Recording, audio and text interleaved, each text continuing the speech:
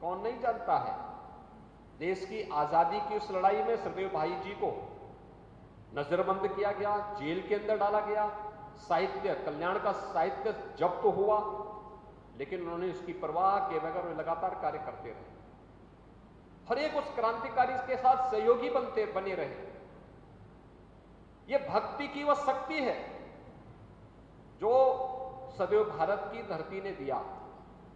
कभी गुरु गोविंद सिंह जी के नाम पर, कभी छत्रपति शिवाजी के नाम पर, कभी महाराणा प्रताप के नाम पर, और मध्यकाल के इस पूरे कालखंड को उठा करके आप देखेंगे, जितने बड़े क्रांतिकारी हुए, जितने महान योद्धा हुए, उनकी आधारशिला किसी न किसी भक्ति की आधारशिला से वे आगे बढ़कर के शक्ति के एक पुंज बनकर के राष्ट्र का नेतृत्व करता बने।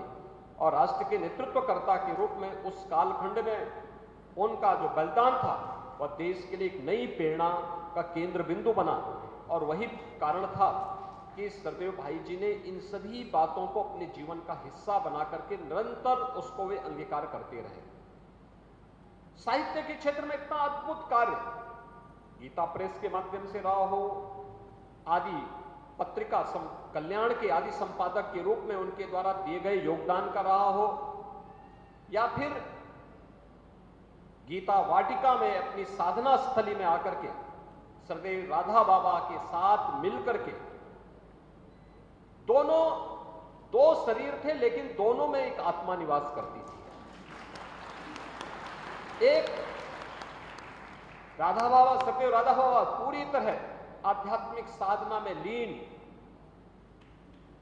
किसी भी प्रकार की समाज और व्यवस्था से निरपेक्ष एक ऐसी समाधिस्थ मूर्ति थी जिनको देश काल और परिस्थिति कहीं भी कुछ भी उन्हें स्पर्श नहीं कर सकती थी।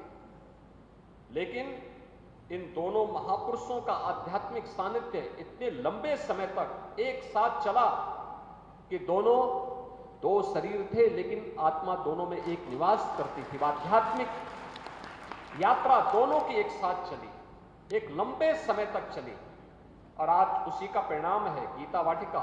उसी आध्यात्मिक शक्ति के एक पुंज के रूप में निरंतर नए नए प्रकल्पों को आगे बढ़ाने के लिए कार्य करती है, लोक कल्याण को अपने जीवन का ध्येय बनाती है।